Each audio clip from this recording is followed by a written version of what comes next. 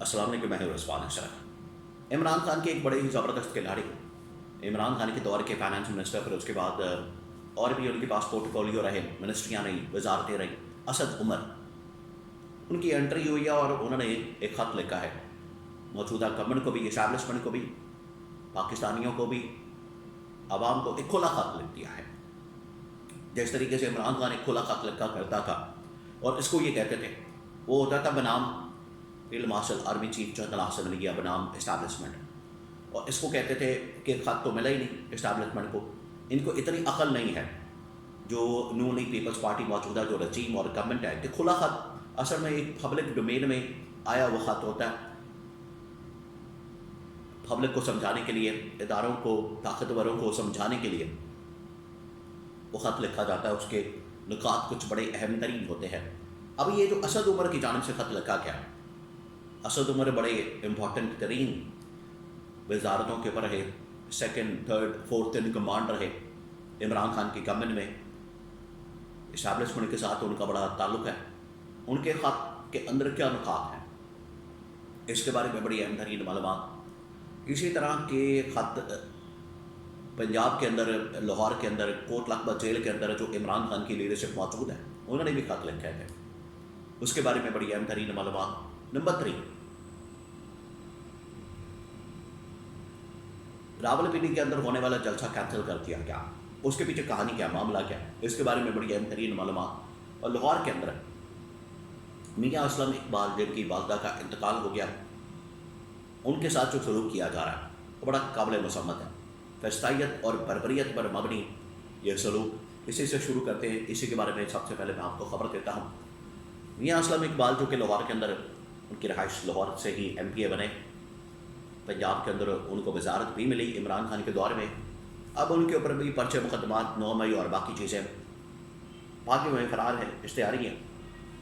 उनकी वालदा का इंतकाल हो गया, उन्हें ना जनाजे पढ़ने की इजाज़त दी गई, जनाजा पढ़ने की, ना उन्हें शिरकत करने की इजाज़त दी गई। ये है फस्तायत का आलम। उल्टा हो ये रहा है कि उस वक्त भी जनाजे के अंदर भी इनको पकड़ने के लिए पूरा वहाँ पर जाल बिछाया गया था, फील्डिंग लगाई गई थी कि जैसे ही वो आएगा, ये आप ज़रा इमेजिन करें कि एक जनाजे के ऊपर क्या हो रहा है पाकिस्तान में, कि मियाँ असलम इकबाल की वालदा का इंतकाल हुआ है और उसके जनाजे के ऊपर ये सब कुछ हो रहा है कि जैसे ही मियाँ असलम इकबाल आएगा उसको धर लिया जाएगा, पकड़ लिया जाएगा।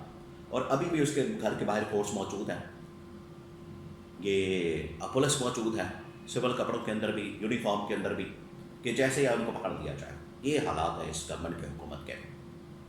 अब आ जाए असद उमर, जो कि इमरान खान के बड़े ज़बरदस्त खिलाड़ी, उन्होंने एक ख़त लिखा, खुला ख़त, मौजूदा हुकूमत को भी, इस्टेब्लिशमेंट को भी और आवाम को भी मौजूदा हालात व वाक़यात से भी आगाह किया और उसका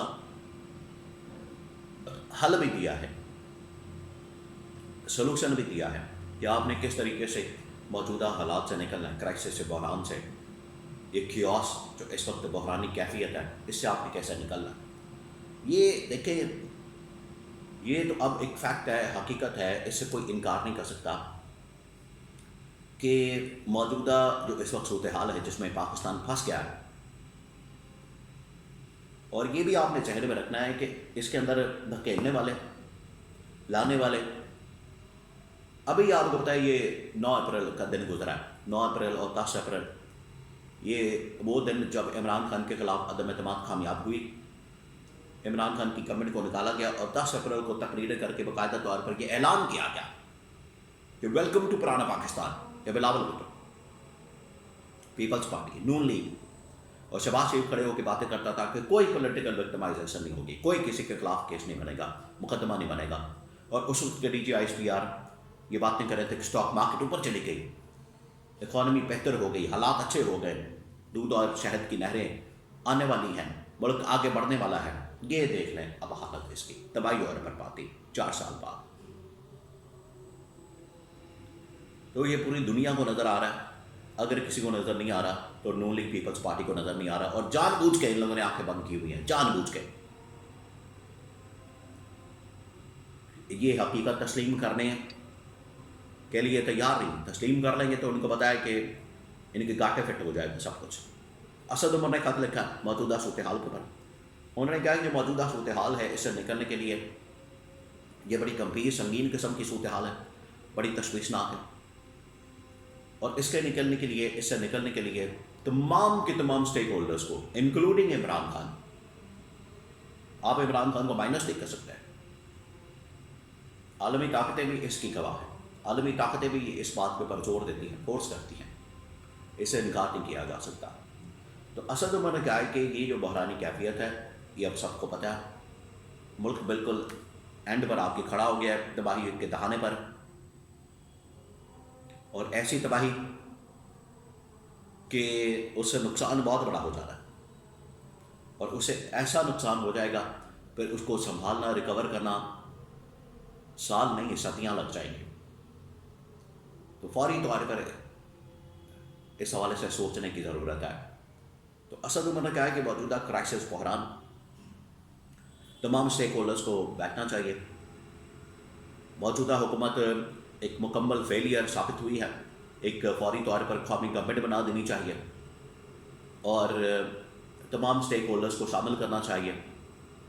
2 سال کا جتنا بھی ٹائم رہ گیا اس وقت تک گورنمنٹ چلائی جائے, اس سے پہلے 1 سال پہلے 2 سال پہلے ملک کے اندر انتخابات کا نہ صرف اعلان کیا جائے بلکہ اس کے لیے ایک فریم ورک طے کیا جائے, اور ملک میں صحیح معنوں میں آئین اور قانون کی بحالی, عدلیہ میڈیا کی آزادی, ہیومن رائٹس کی بحالی میک شور کی جائے. یہ ان کی جانب سے ڈیمانڈ کی گئی ہے, اور یہی باتیں اسٹیبلشمنٹ کے اندر بھی اس وقت سوچ پائی جاتی ہے. انہی چیزوں کے گرد ان کی سوچ گھومتی ہے کہ بالکل ان حالات کے اندر سے نکلنا پاسبل نہیں ہے. تا وقت کہ آپ نہیں نکل سکتے ان حالات سے جب تک آپ اسٹیک ہولڈرز کو آن بورڈ نہیں لیتے, اس جعلی حکومت کا خاتمہ نہیں کرتے,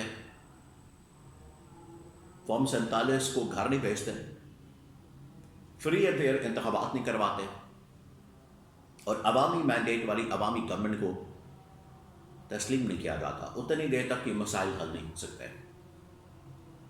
یہ پاکستان کے اندر بھی جو سمجھ بوجھ رکھنے والے لوگ ہیں, اسٹیبلشمنٹ کے اندر بھی, ایون کہ نون لیگ پیپلز پارٹی کے اندر جو سمجھ بوجھ رکھنے والے لوگ ہیں جن کو اقتدار کی پاور کی طاقت کی لالچ نہیں ہے, اور عالمی طاقتیں بھی یہی بات کرتی ہیں, لیکن یہ عقل کے اندھے آنکھوں پر پٹی باندھ کے اور یہی بات کر رہے ہیں کہ سامنے بلی نہیں ہے. بلی آپ کے گھر میں گھس چکی ہے اور تباہی پھیر چکی ہے. اب آپ آنکھیں کھولیں, کبوتر جو آنکھیں بند کر کے بیٹھا ہے وہ دیکھے حالات کیا بن چکے ہیں.